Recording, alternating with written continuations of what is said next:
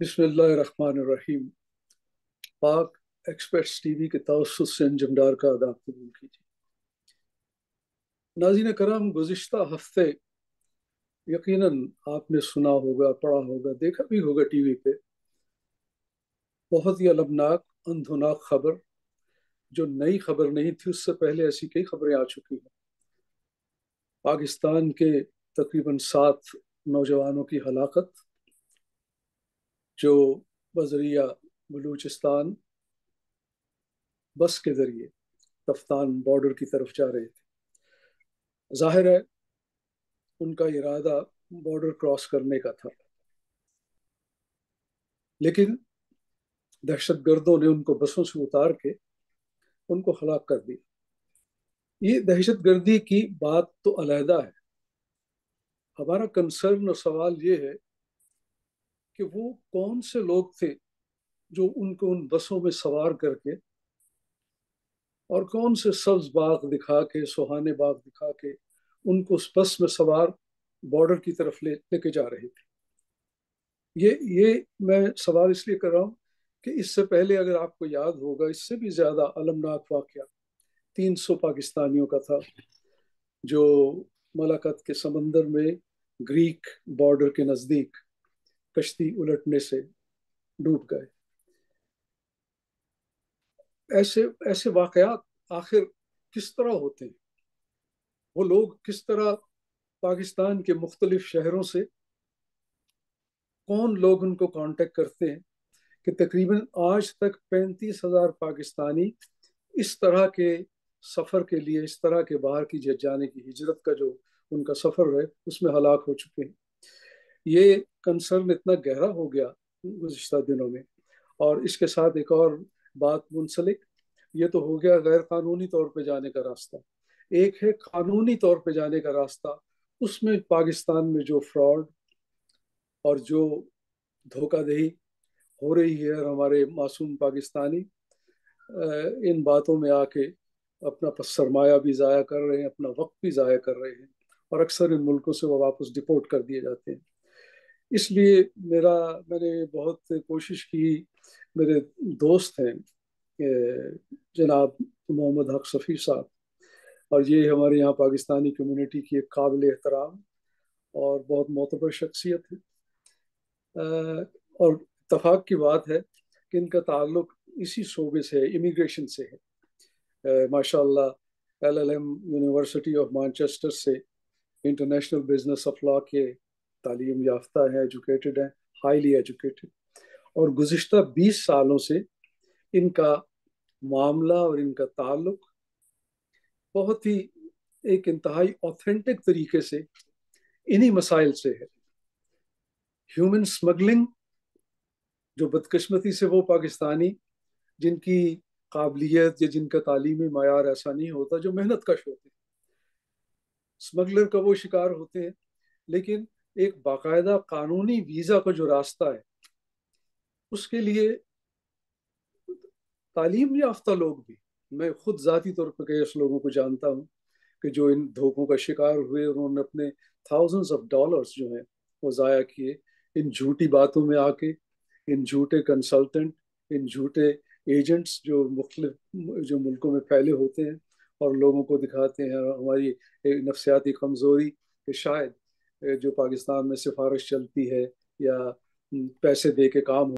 उसके लिए जितने हकायक और जितनी ऑथेंटिक मालूमात और जितने सही तरीके बाहर के मुल्कों में, खसूसी तौर पे कनाडा कनाडा की इमिग्रेशन, क्योंकि ज़्यादा रुझान लोगों का इस वक्त कनाडा की इमिग्रेशन की तरफ है, तो उसके लिए मैं नहीं समझता कि इनसे मोतबर और ऑथेंटिक कोई शख्सियत है। तो इसलिए मैंने आज की नशिस्त में इनको दावत दी ताकि हम इनसे रहनुमाई हासिल करें, इनकी गाइडेंस से हम सही रास्ते पे अपने नौजवानों को जो अपना वक्त और सरमाया ज़ाया कर रहे हैं, उन्हें सीधे रास्ते पर लगा सकें। अस्सलाम वालेकुम वालेकुम हक सलाम। साहब। राष्ट्र मोहतरम, कैसे मिजाज हैं आपके? ठीक ठाक बस हैं? जी, शुक्र है अल्लाह का, बिल्कुल ठीक ठाक। पहले तो मैं आपको शुक्रिया अदा करूंगा। मुझे पता है आप बहुत मसरूफ कि आपने ये वक्त निकाला, और ये बहुत ज़रूरी था। जी जरूर, बिल्कुल। हाँ, मैं समझता हूँ कि बात वही जो वक्त पे की जाए, वक्त गुजरने के बाद किसी बात का फायदा नहीं। और मैं चाहता हूँ कि सही, ऑथेंटिक, असल मालूमात लोगों तक आपके जरिए से पहुंचे। और अगर कोई लोग इस प्रोसेस में हैं, धोखे और फ्रॉड लोगों के चुंगल में हैं, अभी पूरी तरह आए नहीं, वो अगर आपकी बात उनको सुनने का मौका मिले, वो आपकी बात से इस्तेफादा हासिल करें और सही रास्तों को इख्तियार करें। जी, फरमाइए। जी मोहतरम डॉक्टर साहब, मैं अल्हम्दुलिल्लाह मैं तकरीबन 20-25 साल से ये इमिग्रेशन का काम कर रहा हूँ और कोशिश कर रहा हूँ कि जो हमारी कम्युनिटी पाकिस्तान में है और जो पाकिस्तान से बाहर जो भी होपफुल्स हैं जो कि पाकिस्तान से बाहर जाना चाहते हैं और स्पेशली कनाडा में, ताकि उनकी ऑनेस्टली खिदमत की जा सके, उनको प्रॉपर सर्विस दी जा सके। हमारा सबसे बड़ा सान्या और परेशान कुन सूरत हाल ये है कि पाकिस्तान के जो भी कुछ अरसे से हालात रहे हैं, तो काफ़ी सारे हमारे वहाँ पे पढ़े लिखे लोग भी जो कि क्वालिफाई इवन अदरवाइज करते हैं परमानेंट रेजिडेंस और इमिग्रेशन के लिए, तो वो भी जो हैं वो डिफरेंट मुख्तलिफ हथकंडों के जो है वो शिकार बन रहे हैं। और पाकिस्तान में अनफॉर्चुनेटली एक ऐसा नेटवर्क बन गया है कई सालों से, जो कि मिसलीडिंग इंफॉर्मेशन लोगों को दी जाती है, और जो लोग ऑनेस्ट तरीके से भी माइग्रेट हो सकते हैं वो भी विक्टिम बन जाते हैं उनके, इस तरह के लोगों के। अनफॉर्चुनेटली उन लोगों को जो है वो पाकिस्तान में तो कंट्रोल वो क्या करेंगे, क्योंकि पाकिस्तान के लॉ को तो वो कुछ नहीं कर रहे। तो कैनेडियन अथॉरिटीज जो हैं उनके इतने हाथ लंबे नहीं होते कि फॉरेन जुरिस्डिक्शन में उनको कंट्रोल कर सकें। जी हाँ। लेकिन अनफॉर्चुनेटली ये सिनारियो ज़रूर है। तो इसकी बहुत शदीद ज़रूरत है कि लोगों को एक ऑनेस्ट ओपिनियन दिया जाए और रास्ता दिखाया जाए, ताकि ना तो उनके पैसे ज़ाया हो ना वक्त ज़ाया हो। और जिस तरह आपने फरमाया है, किसी से काफ़ी इस तरह की सूरत हाल भी पैदा हो जाती है जब उनकी जानें भी ज़ाया जाती हैं। जी जी हाँ। बिल्कुल। तो इस तरीके से मतलब मैंने देखा है कि पाकिस्तान में इस तरह की चीज़ें जो हैं वो तशहीर उनकी की जाती है, एडवर्टाइज किया जाता है कि जी इस तरह के प्रोग्राम्स और इस तरह की चीज़ें कनाडा में अनाउंस हो गई हैं, जिसमें पाकिस्तानियों के लिए बहुत फैसिलिटेटेड प्रोसेस है, या वीज़े फ्री हो गए हैं, या इंग्लिश के बगैर स्टूडेंट जो हैं वहाँ उनके वीज़े लग रहे हैं और वर्क परमिट वहाँ पे ओपन हो गए हैं पाकिस्तानियों के लिए। लेकिन अनफॉर्चुनेटली इन बातों की कोई हकीकत नहीं होती, जी क्योंकि बिल्कुल। हमारी मुल्क में सिचुएशन जो है वो बहुत डेस्परेट है अनफॉर्चुनेटली, जिसकी वजह से हर शख्स जो है, everybody is interested to basically migrate from Pakistan. तो जी, जिसकी वजह से वो इंफॉर्मेशन लेना चाहता है, और जब उसको इस तरह के सब्ज़ बाग दिखाए जाते हैं जिनका हकीकत से कोई ताल्लुक नहीं कोई होता, तो वो ताल्लुक नहीं विक्टिम है। हो जाते हैं उनके। जी हाँ। जी हाँ। तो ये अनफॉर्चुनेट सूरत हाल है। लेकिन उनमें से काफ़ी सारे लोग ऐसे हैं, दो तीन कैटेगरीज होती हैं जिनको जो है हम इसको क्लासिफाई करेंगे। एक तो एप्लीकेंट्स वो पाकिस्तान में होते हैं जो कि परमानेंट रेजिडेंस या टेम्परेरी रेजिडेंस जो कैटेगरीज हैं उनके लिए क्वालिफाई करते होते हैं, और वो मिसगाइड होते हैं। दूसरे लोग जो होते हैं वो अनफॉर्चुनेटली क्वालिफाई किसी भी कैटेगरी में नहीं कर रहे होते, तो लेकिन इसके बावजूद उनको इस तरह के जो है सबस बाग दिखाए जाते हैं और मुख्तलिफ धोखेबाज किस्म की जो है वो कमिटमेंट्स दी जाती हैं, जिसकी वजह से वो बेचारे 100% पैसे ज़ाया करते हैं at the end of the day, और जिसके उनको उनको नुकसान होता है। जिनमें ज़्यादातर लोग ऐसे होते हैं कि जो माली लिहाज से ऑलरेडी बहरान का शिकार होते हैं, उनकी फैमिलीज होती हैं, और इतने पैसे वो लोगों को दे के इस तरह के एजेंट्स को, तो वो जो है वो उनके ज़ाया जाते हैं, जिसकी वजह से और वो मजीद मुश्किल में जो है उनको वो पड़ जाते हैं अपने बच्चों को जो है वो प्रोवाइड करने के सूरत हाल के लिए। तो इसलिए कोशिश ये है कि लोगों को हर तरीके से एक ऑनेस्ट तरीके से एक रास्ता दिखाया जाए, ताकि ये प्रोसेस जो है उनके लिए एक फैसिलिटेटेड प्रोसेस बन जाए, और वो इस प्रोसेस को अडॉप्ट करके सही तरीके से, चाहे वो टीडीएस प्रोसेस ही हो, उसमें टाइम कंज्यूमिंग ही हो। और एक तो ये है कि उनको लूटा ना जाए, और उनको जो है सही तरीके से सही। जी। रहनुमाई मिले, और लोग जो हैं कोई रास्ता इस चीज़ का तलाश कर सकें। जी। जी, हक साहब, अब चूंकि बात आपने बिल्कुल वही की जो हमारा मकसद था, और माशाअल्लाह बहुत अच्छे तरीके से आपने जो असल असल मसला है उसकी तरफ तवज्जो दिलाई। मैं अब ये चाहूँगा कि आप जो पेशे, जो प्रोफेशन यहाँ चाहिए होते हैं, उनकी वो वक्त के साथ, उनकी ज़रूरत के साथ तब्दील होते रहते हैं। और चूंकि हम ये प्रोग्राम इस वक्त कर रहे हैं, हमारा मकसद इस वक्त लोगों को आज की मालूमात फराहम करना है, तो मेरी आपसे दरख्वास्त है कि जो आज के पेशे, प्रोफेशन, जो इस वक्त कनाडा की ज़रूरत है और जिसके लिए आप चाहेंगे कि पाकिस्तानियों को खबर हो, वो उनके मुताबिक उन पेशों के बारे में बताएं एज ए एंटरप्रेन्योर, जिस तरह भी जो कोई आना चाहते हैं लोग, ताकि उनकी रहनुमाई हो। जी ज़रूर। डॉक्टर साहब, कनाडा का इमिग्रेशन सिस्टम जो है ओवरऑल वो दो क्लासेस में जो है वो डिवाइड किया जाता है, जो भी माइग्रेशन का पर्सपेक्टिव है इनका। एक तो परमानेंट रेजिडेंस की डिफरेंट जो है वो कैटेगरीज हैं, और एक जो है वो टेम्परेरी इमिग्रेशन, टेम्परेरी रेजिडेंस जिसको कहा जाता है, जिसमें डिफरेंट कैटेगरीज और क्लासिफिकेशन ऑफ वीज़ा जो है उसमें आ जाती हैं। ये दोनों चीज़ें जो हैं, डायमेंशन और एस्पेक्ट्स, वो पाकिस्तान में एक्सप्लॉइट किए जा रहे हैं, और जेन्युइनली लोग इसमें क्वालिफाई भी करते हैं, लेकिन बेचारे मिसगाइड हो जाती हैं। तो मैं थोड़ा सा अर्ज करूंगा, दोनों चीज़ों के ऊपर रिफ्लेक्ट करूंगा। जी जहाँ तक परमानेंट रेजिडेंस का ताल्लुक है, वहाँ पे माशाल्लाह पाकिस्तान में बहुत पढ़े लिखे लोग हैं, और जो सबसे, वो भी परमानेंट रेजिडेंस की भी यहाँ पे दो क्लासिफिकेशंस हैं। एक स्ट्रीम जो है वो फेडरल स्ट्रीम है, और एक प्रोविंशियल स्ट्रीम है। जी फेडरल स्ट्रीम इमिग्रेशन जो है, डजेंट मैटर आपने कनाडा में कहाँ रहना है और कहाँ पे आपने लोकेट होना है, क्या सूरत हाल है, तो वो सबके लिए एक तरह की उसकी रिक्वायरमेंट्स हैं। और प्रोविंशियल जो स्ट्रीम्स हैं, वो हर प्रोविंस को गवर्नमेंट ऑफ कनाडा ने ये डिस्क्रिप्शन दी हुई है कि वो अपना इमिग्रेशन सिस्टम जो है अपनी डिमांड एंड सप्लाई और जॉब मार्केट जो उनकी रिक्वायरमेंट्स हैं उनके हिसाब से जो है वो क्राफ्ट कर सकें। तो उनको ज़रा थोड़ी सी प्रेफरेंशियल होती है ट्रीटमेंट जो प्रोविंशियल स्ट्रीम्स होती हैं। तो हम पहले बात करते हैं फेडरल स्ट्रीम पे, जो जनरली मोस्ट कॉमन जो है जी परमानेंट रेजिडेंस के लिए जो लोग जो है उसको रिजॉर्ट करते हैं। तो सबसे जो कॉमन स्ट्रीम है उसको हम कहते हैं इस वक्त एक्सप्रेस एंट्री स्ट्रीम। जो तो कनाडा का एक्सप्रेस एंट्री सिस्टम जो है उसमें तीन मेन कैटेगरीज जो है वो फॉल करती हैं। एक तो फेडरल स्किल्ड वर्कर्स हम उनको कहते हैं। तो फेडरल स्किल्ड वर्कर्स जो है उसकी कोई भी जो है, anybody who is living outside Canada और even they are in Canada, they can qualify to apply in that category, provided के वो सर्टन कंडीशन जो है वो मीट करते हों। उसके जी तो ये पॉइंट्स बेस्ड सिस्टम है। तो इसमें डिफरेंट फैक्टर्स होते हैं, एज के पॉइंट्स होते हैं, और उसके बाद एजुकेशन के लेवल के पॉइंट्स होते हैं, इंग्लिश प्रोफिशिएंसी के पॉइंट्स होते हैं, अगर कोई जॉब ऑफर हो तो उसके जो है वो पॉइंट्स होती हैं, अगर आपका कोई सिबलिंग कनाडा में, को ब्रदर्स और सिस्टर कनाडा में हो ऑलरेडी, उसके पॉइंट्स जो होते हैं। तो डिफरेंट फैक्टर्स हैं। तो वो पॉइंट्स को ऐड अप करके तो फिर ये ड्रॉ होता है। डिफरेंट क्लासिफिकेशन है इसमें। किसी जो जनरल क्लास है इसकी फेडरल स्किल वर्कर की, उसमें कोई स्पेशल को पर्टिकुलर रिस्ट्रिक्टेड ऑक्यूपेशंस नहीं है। वो जी एक जी सब क्लासिफिकेशन, अभी हम उसके बारे में भी बात करेंगे। तो जी एक तो जरूर। ये जनरल ड्रॉ होता है इसके बारे में। फिर जब ड्रॉ होता है तो वो स्कोर जब भी किसी का होता है, उस ड्रॉ से अगर स्कोर उनका जो है उसमें फॉल करता हो, ज्यादा हो, तो उनको गवर्नमेंट ऑफ कनाडा जो है वो इनवाइट करती है कि आप परमानेंट रेजिडेंस के लिए अप्लाई करें। जी बाद में फिर टेक्निकलिटीज की बात होती है। एज सच तो वो उनकी एलिजिबिलिटी के वो डिटरमिन कर चुके होते हैं कि जो भी फैक्टर उन्होंने बताए हैं, they qualify for permanent residence. तो टेक्निकलिटीज में फिर एप्लीकेशन सबमिट की जाती है, फीस देना, पुलिस सर्टिफिकेट, इस तरह की रिक्वायरमेंट्स आती हैं।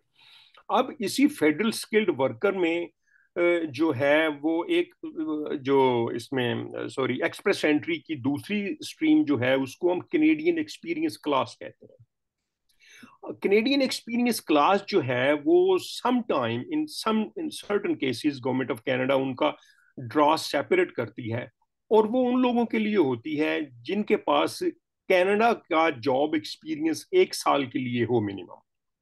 तो वो इसमें फॉल करते हैं। तो तीसरी इसकी क्लास जो है एक्सप्रेस एंट्री की, वो है स्किल ट्रेड्स, जिसमें कारपेंटर्स, जिसमें जी कुक, स्किल्ड शेफ वर्कर्स। और जी वेल्डर्स और इस तरह के लोग जो डिफरेंट ट्रेड्स जो हैं उसमें आ जाती हैं। मैकेनिक्स। तो इनके ड्रॉ जो है वो भी सेपरेट होते हैं ट्रेड्स के, लेकिन सिस्टम जो है वो एक्सप्रेस एंट्री के थ्रू ही जाते हैं। तो ये तो है मेन कैटेगरीज। अब लास्ट 1-2 साल से गवर्नमेंट ऑफ कनाडा जो है वो इस तरह कर रही है कि ये एक्सप्रेस एंट्री का एक कंबाइंड ड्रॉ कर रही है सारे ऑक्यूपेशंस का मिला के, जो मोस्टली करते हैं जनरल ड्रॉ हम उसको जो कहते हैं। तो जिसकी वजह से जहां तक कंबाइंड ड्रॉ का स्कोर है वो तो हाई है, लेकिन इस चीज को उनको लोगों को एडजस्ट करने के लिए based on occupational demand in Canada, तो इन्होंने ऐसे किया है कुछ अरसे से कि ये ऑक्यूपेशन स्पेसिफिक जो है वो ड्रॉज करते हैं, जिनमें सर्टन प्रायोरिटी ऑक्यूपेशंस जो होते हैं वो उन ऑक्यूपेशंस के लिए ड्रॉ करते हैं। तो वो सिर्फ वो लोग जो उन ऑक्यूपेशन से बिलोंग कर रहे होते हैं और वो ऑलरेडी एक्सप्रेस एंट्री सिस्टम में होते हैं, वो सिर्फ उनको इनविटेशन भेजते हैं अप्लाई करने के लिए। अब उसमें हेल्थ केयर के ऑक्यूपेशन जो हैं, इसमें इसकी एक बहुत लंबी लिस्ट है। हेल्थ केयर के साथ रिलेटेड जो है मोस्टली इवन टेक्नीशियन भी और डेंटल असिस्टेंट भी और इस तरह के लोग, डॉक्टर्स और कंसल्टेंट और स्पेशलिस्ट से फार्मासिस्ट लेके फार्मासिस्ट। सब लोग इसमें फॉल कर जाते हैं। जी। जी हाँ। और दूसरी जो है, जो सबसे इंपॉर्टेंट कैटेगरी है इसमें सब क्लास, वो है स्टेम की, साइंस एंड टेक्नोलॉजी के लोग जो हैं। उसमें आईटी के लोग भी आते हैं, दूसरे साइंटिस्ट जो हैं वो भी इसमें फॉल करते हैं। उनका भी एक स्पेसिफिक ड्रा जो होता है, ऑक्यूपेशन स्पेसिफिक ड्रा, उसमें भी स्कोर कम होता है। और तीसरी जो है, एक इसमें रिस्ट्रिक्ट ऑक्यूपेशन स्पेसिफिक ड्रॉ होता है, वो लोग जो कि जिनको फ्रेंच लैंग्वेज भी आती हो, वो ओ हाँ मल्टीलिंगुअल जी, होते हैं, बाइलिंगुअल हैं। तो उनका, एडिशनल क्वालिफिकेशन समझी जी जाती है। हाँ, तो वो उनके लिए प्रेफर्ड ड्राज होते हैं। लेकिन फ्रेंच लैंग्वेज को हम इसका इतना इसके ऊपर वो रिफ्लेक्ट नहीं करेंगे, क्योंकि पाकिस्तान में इस तरह के एप्लीकेंट्स रेयरली कोई ऐसे होता है बहुत जिसकी कम, प्रोफिशिएंसी बहुत कम। फ्रेंच लैंग्वेज में भी हो। और वैसे फ्रेंच लैंग्वेज एज सच एक नए आदमी के लिए लर्न करना, it's not an easy thing, it takes time, couple of years में भी कि उसमें जी। प्रोफिशिएंट होने के लिए फिर उसका भी एग्जाम होता है जिस तरह आईएलटीएस होता है। तो ये तो है एक जनरल कैटेगरीज एक्सप्रेस एंट्री की जो फेडरल प्रोग्राम है। इसके अलावा कुछ लोगों के जो पॉइंट्स नहीं होते, तो एक जॉब ऑफर कनाडा के एम्प्लॉयर से अगर उनको मिल जाए तो उसके एडिशनल पॉइंट्स होते हैं। ये जॉब ऑफर दो तीन तरह की होती है। तो कॉमनली जो प्रोफेशनल इमिग्रेशन, स्किल्ड इमिग्रेशन है, उसकी पीआर परमानेंट रेजिडेंस को फैसिलिटेट करने के लिए अगर कोई एम्प्लॉयर जो है वो जॉब ऑफर वैलिडेटेड दे दे, जिस प्रोसेस को हम लेबर मार्केट इम्पैक्ट असेसमेंट कहते हैं, उसकी बेस के ऊपर वर्क परमिट नहीं मिलता, वो पीआर को फैसिलिटेट करने के लिए सिर्फ होती है, उसके 50 एक्स्ट्रा पॉइंट्स भी लोगों को मिल जाते हैं। तो ये एस्पेक्ट भी मैं थोड़ा सा मेंशन करूंगा, पाकिस्तान में बहुत ज्यादा एक्सप्लॉइट हो रहा है जॉब ऑफर का। ठीक है। और इसमें बहुत से लोग जो हैं वो काफी फाइनेंशियली जो लॉस कर रहे हैं, नुकसान अपना। यानी आपका कहने का मतलब ये है कि उनको कोई फेक एम्प्लॉयमेंट लेटर या एग्रीमेंट वो दिखाए जाते हैं। जी, उनको फेक डॉक्यूमेंट्स भी दिखाई जाती हैं। इसके दो तीन स्टेप्स होते हैं यहाँ पे। से कि कंपनीज जो हैं, एलएमआईए का प्रोसेस जो लेबर मार्केट का यहाँ पे है, it takes few months to process that. वो सिर्फ सर्विस कनाडा इन्वॉल्व होता है, उसमें इमिग्रेशन उस वक्त तक इन्वॉल्व नहीं होता। नहीं तो होती। सर्विस कनाडा जब वो पॉजिटिव एलएमआईए डिसीजन दे देता हो, that is called validated job offer.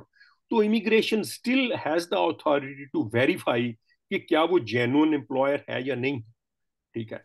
तो जिसकी वजह से काफी सारे लोग जो हैं इसके, बहुत आई अंडरस्टैंड कि पाकिस्तान में पैसे चार्ज कर रहे हैं आपको ये फैसिलिटेट करने के लिए, और यहाँ पे भी ऐसे नेटवर्क हैं, इस तरह के एम्प्लॉयर्स जो हैं वो कर रहे हैं। लेकिन आई अंडरस्टैंड किसी का प्रॉब्लम जो है सॉल्व होता है if it is genuine job offer, तो नो डाउट कि ये बहुत एक प्लस फैक्टर है।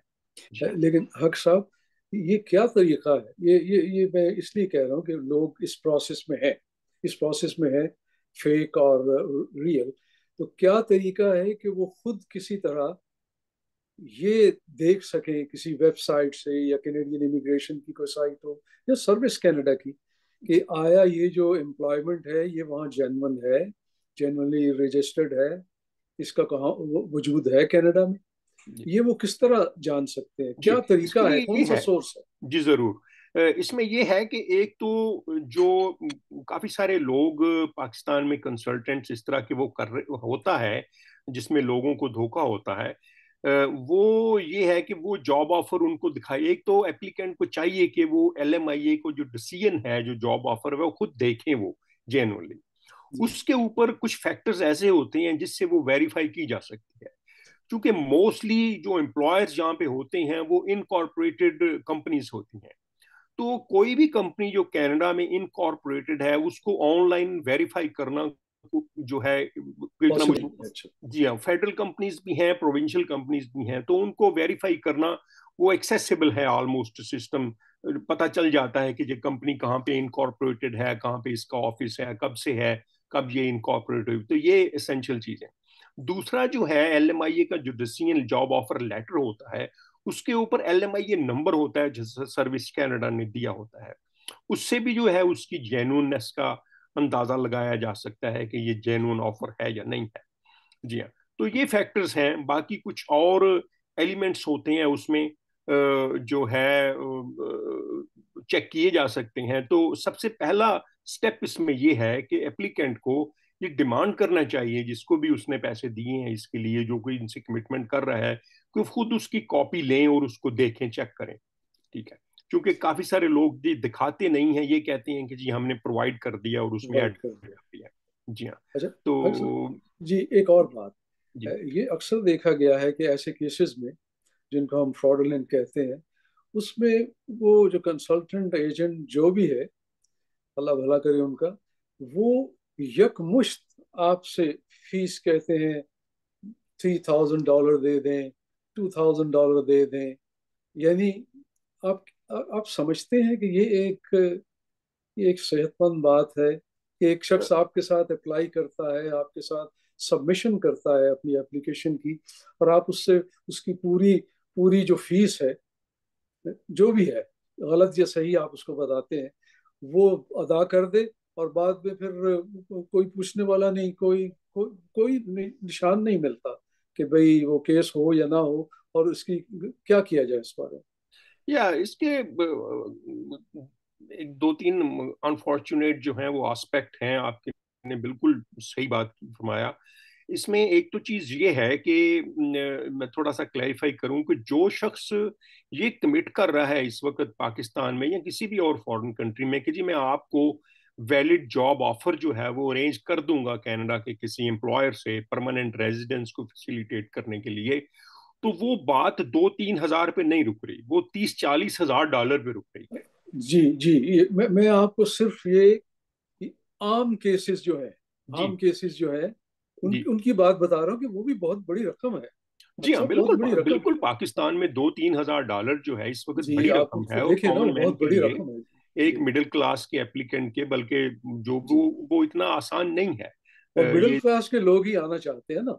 जी हाँ देखिए ना। बिल्कुल। जी अब अनफॉर्चुनेटली ये आपकी बात बिल्कुल ठीक है कि जब वो पैसे दे दिए जाते हैं उन लोगों को इस तरह की बातों में कमिटमेंट, तो स्ट्रेटजी जिस तरीके से ये किया जाता है, ये कहा जाता है कि जी ठीक है हम आपसे 3,000 डॉलर ले लेंगे, आप 1,500 डॉलर हमें पहले दे दें, और 1,500 जब आपका इंटरव्यू होगा या बाद में होगा, या PR आ जाएगी या इमिग्रेशन, तो आप उस वक्त दे दीजिएगा। तो बेसिकली इन लोगों की जो गारंटेड इनकम होती है वो पहले 1,500 डॉलर ही होती है। ठीक है। जी ठीक है, चूंकि अब 1,500 डॉलर भी जो है वो पाकिस्तान में, आपने सही फरमाया, it's not a small amount.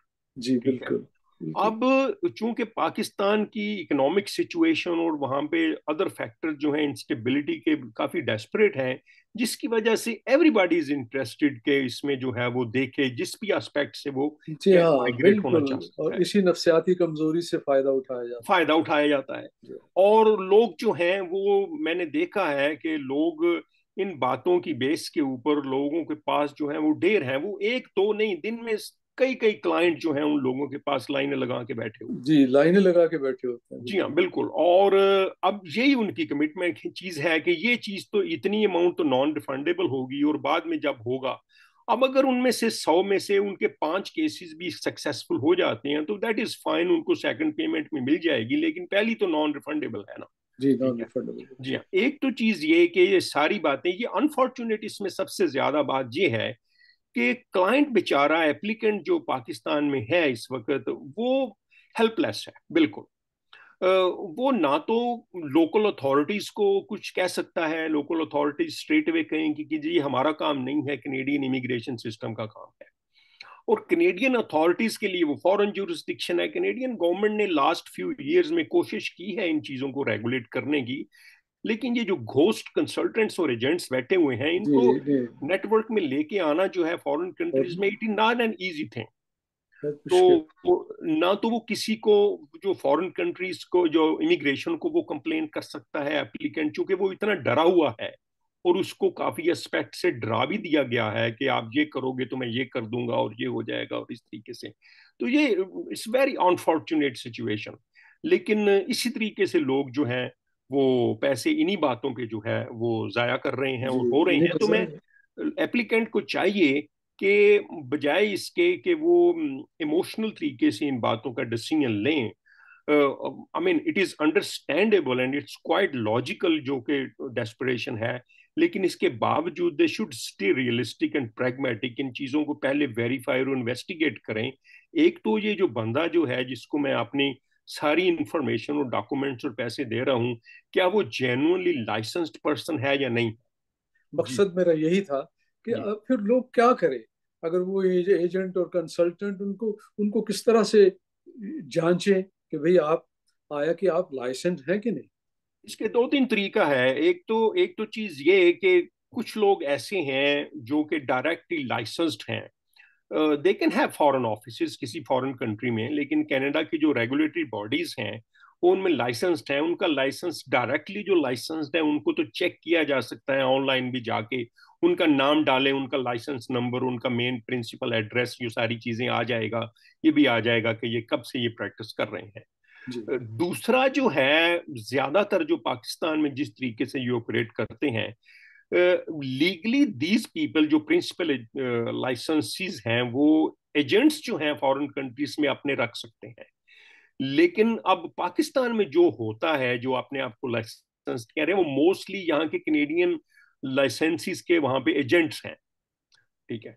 अब जो जहां वहां पे जो एजेंट बने हुए हैं, तो पहली चीज तो ये कि उनको भी वेरीफाई किया जा सकता है, उनसे पूछा जा सकता है कि मेरी रिप्रेजेंटेशन कौन करेगा। चूंकि एक फॉर्म होता है जब आप वो एप्लीकेशन आप फाइल करते हैं यूज ऑफ रिप्रेजेंटेटिव, तो उसमें लाइसेंस नंबर लिखा होता है। वो एजेंट तो अपना नाम वहां पे नहीं लिख सकता। तो एप्लीकेंट को चाहिए कि वो साइन करने से पहले वो फॉर्म खुद देखे कि मैं किसको ऑथराइज कर रहा हूं अपने आप को रिप्रेजेंट करने के लिए इमिग्रेशन के सामने। एक तो चीज ये। तीसरा इसका पहलू सानिया ये है कि पाकिस्तान में जो घोस्ट एजेंट्स हैं मेजॉरिटी, वो कुछ इस तरह के काम कर रहे हैं जिसमें डायरेक्टली उनको रिप्रेजेंटेशन की जरूरत नहीं पड़ती। एप्लीकेंट तो समझता है कि ये मेरा काम कर रहा है, लेकिन वो इस तरीके से उनको मैन्यूवर करते हैं कि उनको अपनी जो है वो रिप्रेजेंटेशन डिस्क्लोज करने की जरूरत नहीं होती। वो इंडिविजुअली काम कर रहे होते हैं और लोगों को उसी तरह चार्ज करते हैं, जिसको ये जो तीसरी कैटेगरी है इनको नेटवर्क में लेके आना इट्स क्लोज टू इम्पॉसिबल। तो this is what is happening in Pakistan. ये तीनों एस्पेक्ट हैं इसमें। पहली दो सूरतों में तो उनको वेरीफाई किया जा सकता है, चेक किया जा सकता है, लेकिन तीसरी सूरत में इट इज नॉट पॉसिबल। मेरा ख्याल है कि काफी इंफॉर्मेशन हो गई है कि जिससे कि लोग कम से कम अपने आप को जितना मुमकिन हो कि किसी भी फ्रॉड जो धोखे से बचा सके। अब मैं चाहता हूं कि आप कुछ थोड़ा सा भला स्टूडेंट्स का भी कर दें, जो लोग तालीम की गर्ज से जहां आना चाहते हैं। ये डॉक्टर साहब, ये बात आपने जो फरमाई है, दिस इज एक्सट्रीमली इम्पोर्टेंट। जो करंट सिनारियो है, इसके लिए इसको अंडरस्टैंड करना मेरे पाकिस्तानी दोस्तों के लिए बहुत ज़रूरी है। पाकिस्तान में जगह जगह स्टूडेंट कॉलेजेस के जो उन्होंने लगाए हुए हैं इश्तिहार के, हम एजेंट हैं और एडमिशन फैसिलिटेट करवाते हैं और वीज़ा अप्लाई करते हैं। इसमें दो तीन चीजें हैं।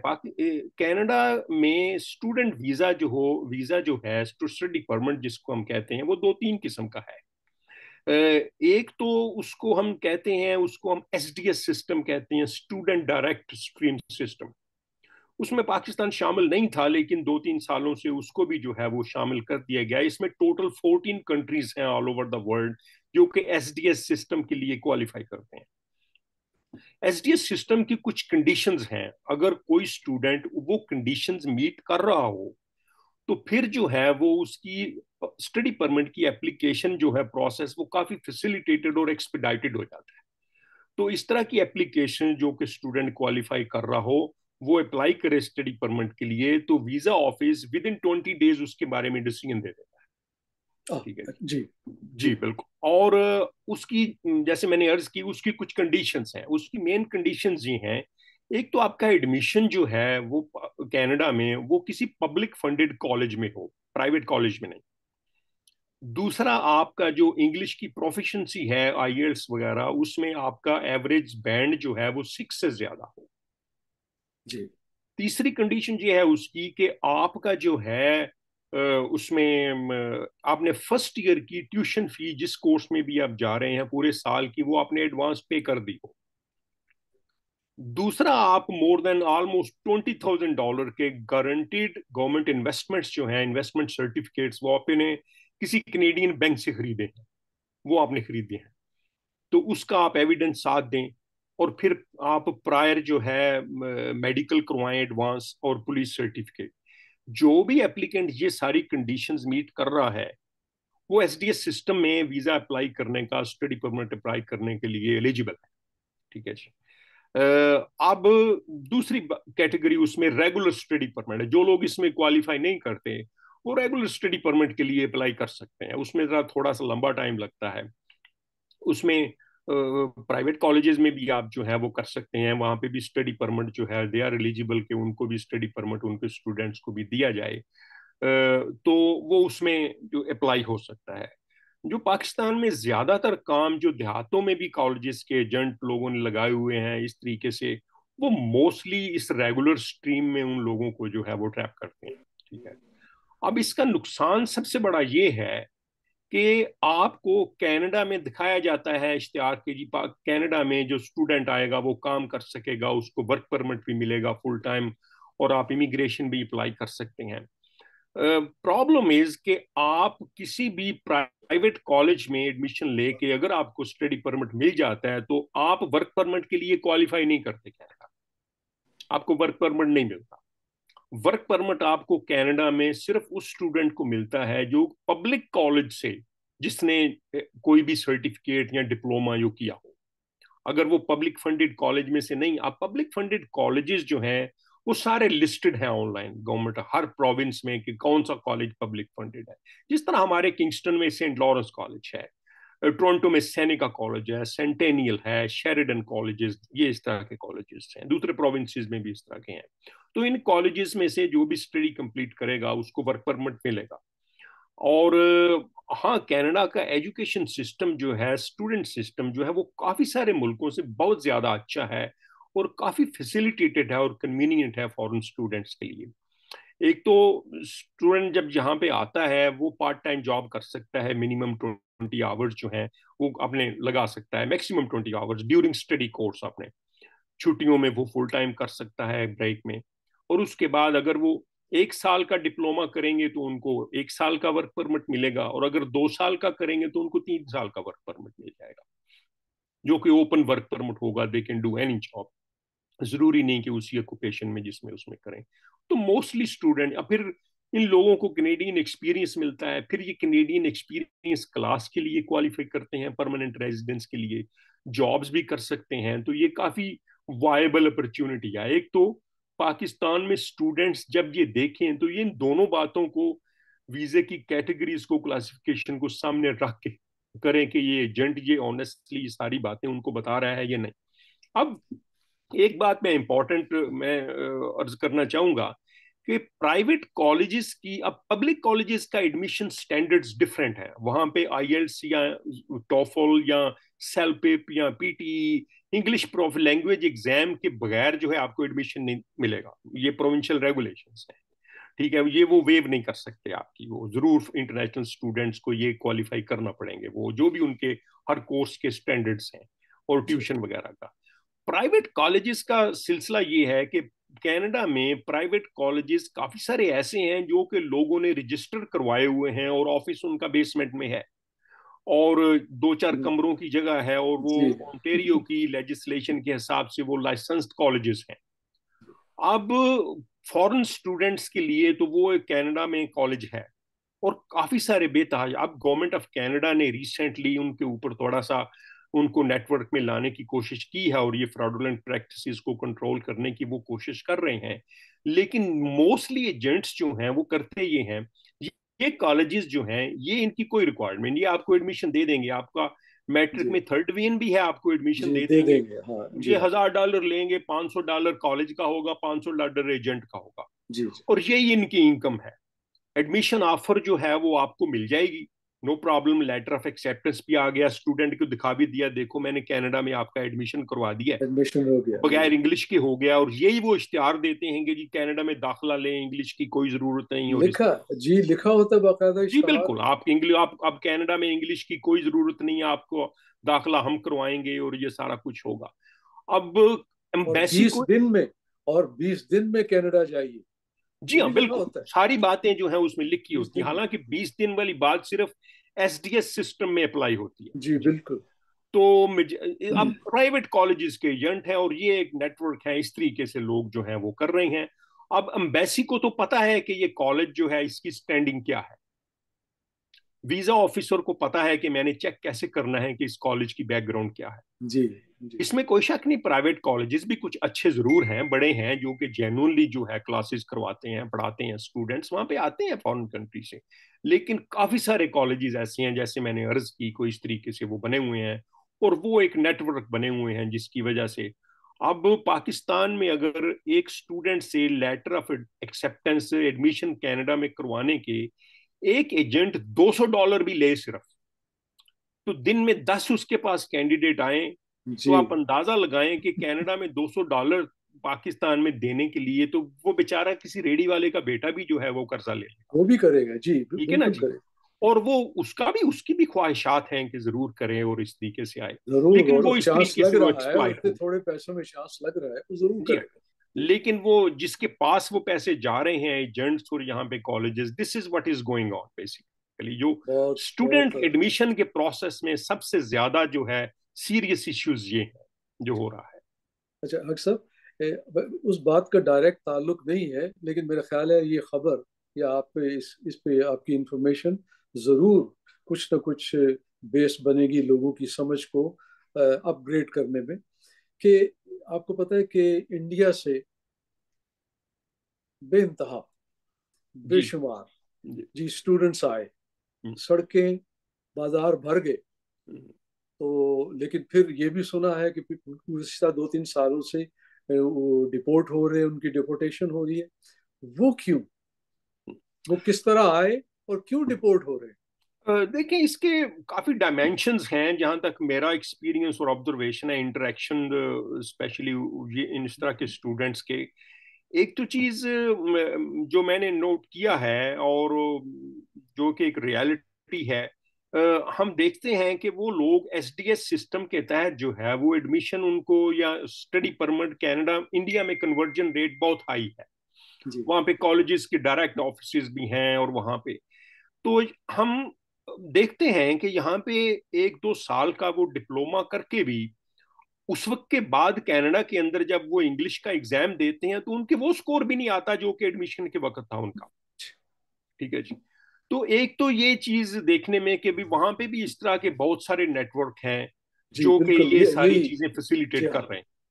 जी अब दूसरी बात ये है कि काफी सारे लोग जो आ रहे हैं, मेजॉरिटी उनमें ऐसी है कि वो बेचारे फाइनेंशियली वायबल फैमिली से नहीं। ठीक है। मेजॉरिटी, ओवरवेलमिंग मेजॉरिटी ऐसी है कि जो इनको बेचारों के पेरेंट्स ने कर्जा लेके, लोन लेके यहाँ भेजा, और बेचारे वो हैंड टू माउथ सर्वाइवल की जंग लड़ रहे हैं उनके पेरेंट्स, जो कि क्वाइट जेन्युइन थिंग, उसमें कोई चीज इस तरह की बात नहीं है उनके। उन्होंने अपने बच्चे की, अपनी बेटी की के कैरियर के लिए उसको यहाँ पे भेजा। अब यहाँ पे काफी सारे स्टूडेंट जब जो यहाँ पे आते हैं, एक तो चीज उनके ऊपर वो फाइनेंशियल बर्डन्स इस तरह के होते हैं कि हमने अपनी फैमिली को भी सपोर्ट करना है, वो सपोर्ट लोन। करना है। और उसके बाद उनकी कुछ यहाँ पे एक्टिविटीज इस तरह की होती हैं कि जो कि इररिस्पॉन्सिबल होती हैं। काफी जी सारे स्टूडेंट्स उसमें जो है वो पास नहीं कर सकते और फेल होते हैं। और फिर जब आप गैप ज्यादा आ जाए आपकी स्टडी में, अगर स्पेशली आपकी ब्रेक 150 डेज से ज्यादा आ जाए, तो वो डिसकॉन्टिन्यूटी आ जाती है, you are no longer student. तो वो फिर आप रिमूवल में चले जाते हैं, डिपुटेशन में चले जाते हैं, कुछ लोग फाइनेंशियल प्रॉब्लम्स में चले जाते हैं। ठीक है जी। और आजकल सिनारियो ये है लोगों के लिए जो बहुत मुश्किल बना हुआ है, चूंकि मेजोरिटी इंडिया से स्टूडेंट्स हैं, चूंकि 2-3 साल से कनाडा की इमिग्रेशन, जो स्किल्ड इमिग्रेशन है, एक्सप्रेस एंट्री, वो काफी टफ हुई हुई है। ठीक है। तो अब उनके वर्क परमिट जो मिलता है स्टडी के बाद, 1 साल का या 2 या 3 साल का, वो एक्सटेंड नहीं हो सकता अनलेस के आपके पास यहाँ पे किसी एम्प्लॉयर आपको कोई स्पॉन्सर करे एलएमआईए के लिए या फिर उसके लिए। तो ये प्रॉब्लम्स इन लोगों को आ रही हैं, जिनमें कुछ अब गवर्नमेंट ऑफ कनाडा ने कुछ ये फ्रॉडुलेंट प्रैक्टिसेस की कंप्लेंट की वजह से काफी इन्वेस्टिगेशन शुरू, जी, रेस्ट्रिक्शन की। और वो फिर कुछ लोग पकड़े भी जा रहे हैं उस सिलसिले में। जी जी हाँ, जी। तो ये है सारा एस्पेक्ट जो है इसका। जी। अच्छा, अब हक साहब, आप कहेंगे कि आज मैं अच्छा काबू आया हूँ।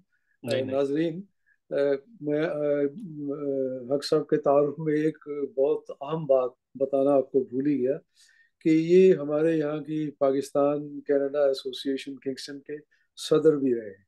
और यही वजह है कि मैं इनको एक कंसल्टेंट या एक अटॉर्नी लॉयर की हैसियत से नहीं बात कर रहा, बल्कि इस बेनिफिट का, वो कहते हैं ना, डिसएडवांटेज ले रहा हूँ। नहीं तो नहीं। अब जरा और चलें, जाते जाते प्रोग्राम जी तवील हो गया है, जाते जाते स्पाउसल वीजा के बारे में भी कुछ इरशाद कीजिए, जी। जी क्योंकि ये भी बहुत मसला है, बहुत शिकायतें हैं, बहुत। जी बिल्कुल। स्पाउस का अब ये है करंट सिचुएशन के गवर्नमेंट कुछ अरसे से इस चीज को प्रायोरिटी दे रही है कि फैमिली यूनिफिकेशन जो है, स्पेशली स्पाउसेस की और डिपेंडेंट चिल्ड्रन की, इसको जो है वो किसी तरीके से एक्सपेडाइट किया जाए और इनके प्रोसेसिंग टाइम जो हैं वो कम किए जाएं, क्योंकि इसमें इसका ह्यूमैनिटेरियन एस्पेक्ट भी है इस चीज का कि स्पाउसेस अगर बहुत देर, डिपेंडेंट चिल्ड्रन भी हों अगर, तो दूर रहे हैं तो ये अच्छा इम्पैक्ट नहीं पड़ता फैमिली की लाइफ के ऊपर। तो इसमें जो मेजर डेवलपमेंट कुछ अर्सा पहले गवर्नमेंट ऑफ कनाडा ने की है, वो ये है कि अब स्पाउसेस जिनकी स्पॉन्सरशिप और परमानेंट रेजिडेंस एप्लीकेशन पेंडिंग है और फॉरेन कंट्रीज में है, ये किसी भी कनेडियन के हस्बैंड या वाइफ वहां पे, अब वो एलिजिबल हैं विजिटर वीजा के अप्लाई करने के लिए, अगर उनकी वो एविडेंस बताएं कि जी हमारी एप्लीकेशन वो प्रोसेस हो रही है। पहले ये पॉसिबल नहीं था, वो डुअल इंटेंट में आ जाता था कि वो कंफ्लिक्ट हो जाती थी परमानेंट रेजिडेंस के साथ और टाइज विद होम कंट्रीज के लिए वो विजिटर वीजे की जो रिक्वायरमेंट्स होती हैं उसके लिए। तो ये अब जो है एक वो एलिजिबल है। इसका भी एक प्रोसेस है, इसको कैजुअली ना लें, अगर कोई इस प्रोसेस में से लोग गुजर रहे हैं तो एक अच्छे तरीके से एक तो एप्लीकेशन इसको सबमिट करें। एक ये इसका टाइम फ्रेम भी जो है वो काफी पहले से कम है। पहले तो तकरीबन पाकिस्तान से स्पाउसेस को 1.5 2 साल लग रहा था, लेकिन अब काफी केसेस ऐसे हैं जो कि विद इन 1 ईयर वो वाइंड अप हो रहे हैं और उसके उनके ऊपर वो डिसीजन जो हैं वो आ रहे हैं। जी हाँ। दूसरी बात ये, अगर किसी का, जिनकी पीआर एप्लीकेशन स्पाउसल स्पॉन्सरशिप में पेंडिंग है और वो विजिट वीजा लेके कनाडा में आ जाते हैं, तो इसमें अच्छी बात ये है कि वो विजिटर जो है उनको वर्क परमिट भी यहाँ पे कनाडा में मिल सकता है जितनी देर तक उनकी स्पॉन्सरशिप के ऊपर डिसीजन नहीं आता। तो ये अच्छी बातें इसमें हैं, गवर्नमेंट की प्रायोरिटी है ये स्पाउसल जो स्पॉन्सरशिप कैटेगरीज हैं इसमें। तो होपफुली के फ्यूचर में भी जो है वो ज्यादा इसके बारे में गवर्नमेंट थोड़ी सी लीनियंसी करेगी जी आप। अच्छा, तो अब अपनी खुशी से जाते जाते को बोनस बोनस के तौर पे कोई इंफॉर्मेशन दे दे। जी एक डॉक्टर साहब मैं अर्ज करना चाहूंगा कि पाकिस्तान में जो बहुत ज्यादा आजकल लोगों को वो बेचारे परेशानी में उनको किया जा रहा है एक्सप्लॉयट, वो है विजिटर वीजा। जी हाँ। जी, और ये भी इतनी मिसलीडिंग इंफॉर्मेशन दी जा रही है पाकिस्तान में कि जी कनाडा के वीजे खोल, कनाडा पाकिस्तानियों के लिए कनाडा के वीजे खोल दिए गए। ठीक है।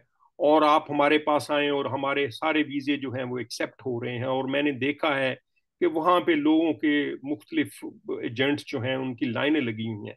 ये वो कैटेगरी है विजिट वीजा की एप्लीकेशन जिसमें मैंने अर्ज की कि वो उनको ये भी दिखाने की जरूरत नहीं है कि हम लाइसेंस्ड हैं और हम एजेंट हैं और थिंग्स लाइक दैट। वो पॉसिबल है कि किसी तरीके से वो मैन्यूवर कर सकें और मैन्यूपुलेट कर सकें, और गवर्नमेंट उनकी एप्लीकेशन भी वो सबमिट करें और एप्लीकेंट को सारे प्रोसेस का पता भी ना चले। तो ये एस्पेक्ट जो है, ये डायमेंशन विजिट वीजे का, वो इतना वो पॉपुलर हो रहा है। मेरे पास भी बहुत इंक्वायरीज पाकिस्तान में आती हैं और इस तरीके से, तो इसमें लोग बहुत ज्यादा एक्सप्लॉइट हो रहे हैं। तो मेरी रिक्वेस्ट आपके प्रोग्राम की वसातत चाहिए होगी कि जो भी ये लोग सुने और अगर कोई इसमें इंटरेस्टेड है तो ये पहले इस चीज को ट्राई टू अंडरस्टैंड किसी भी लाइसेंस्ड पर्सन से या खुद ऑनलाइन जाके इमिग्रेशन की वेबसाइट से, इफ दे हैव एक्सेस और वो दे कैन अंडरस्टैंड और इंग्लिश अगर वो जानते हैं तो वो उसमें से देखें और फिर उसको वो मैच करें आपका एजेंट जो आपको इंफॉर्मेशन जो दे रहा है। चूंकि आई वुड से कि 80 to 90% लोग जो हैं वो इस तरह की वो मिसरिप्रेजेंटेशन कर रहे हैं, स्पेशली विजिट वीजा एप्लीकेंट्स के लिए। हक साहब, बहुत शुक्रिया मैं आपका फिर अदा करता हूँ। जी वेलकम और डॉक्टर साहब। और ख़ास तौर पे जैसे कि हमने इस प्रोग्राम को शुरू किया, ख़ास तौर पे इस दुआ के साथ कि अल्लाह अल्लाह करे कि हमारे हालात ऐसे हों कि हमें फिर कभी ऐसे अलमनाक सानहों का इंसानी स्मगलरों के हाथ। और बड़े अफसोस की बात है, जी बिल्कुल।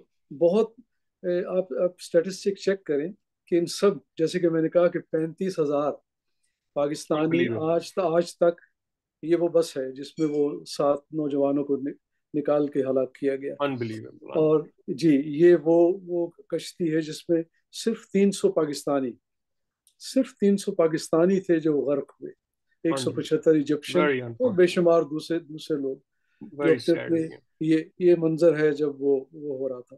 ओहो। तो तो ये है कि पाकिस्तान की जो लॉ इन्फोर्समेंट अथॉरिटीज हैं, जिनमें पुलिस, जिसमें रेंजर्स, जिसमें कोस्ट गार्ड, वो सब शामिल है।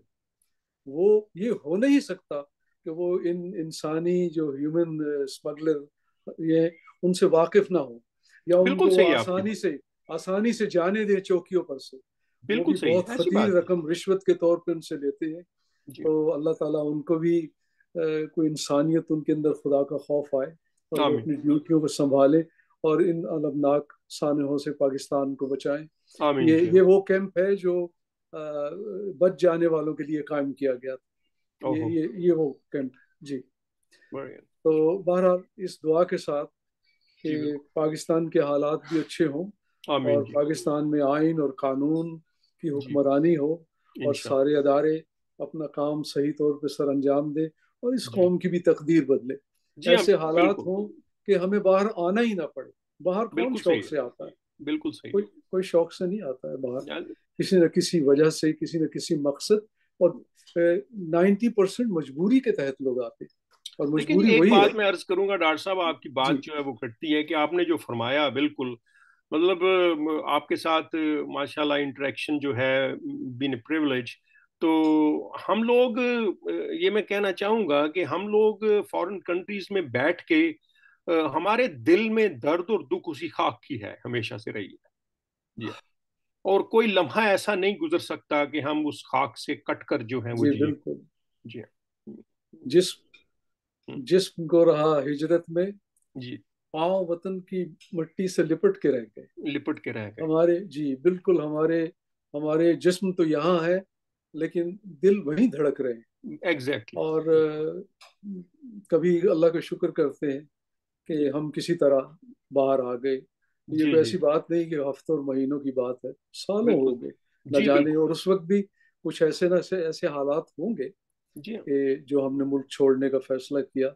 जी हाँ। हम भी तालीम याफ्ता ही, तो चलें फिर कोशिश करेंगे जी। कि फिर कोई अगर ऐसा मसला दरपेश हो तो उसके लिए मुझे आपकी रहनुमाई की और आपकी गाइडेंस की, और एनी टाइम बल्कि सर। हमारे लोगों को की जी। ज़रूरत हो तो मैं आपको फिर अगर जहमत दूं तो आप जी कबूल मोस्ट वेलकम कीजिएगा। Any time doctor. तो जी। नाजरीन का हम शुक्रिया अदा करते हैं, जी बहुत शुक्रिया। और कि उन्होंने हमारी ये गुफ्तगू सुनी और हमें बर्दाश्त किया। जी और बिल्कुल। हस्ब मामूल जी। और मैं अपने प्रोग्राम का इख्तिताम एक नारे से करता हूँ, जी पाकिस्तान जिंदाबाद। तो वो पाकिस्तान जिंदाबाद। नारा मैं लगाऊंगा आपके साथ, जी। जी। और इस प्रोग्राम का इख्तिताम करेंगे और हाजरीन से रुख सचाएं। जी। जी पाकिस्तान जिंदाबाद। जिंदाबाद। जी। खुदा हाफिज। खुदा हाफिज जी। अल्लाह हाफिज।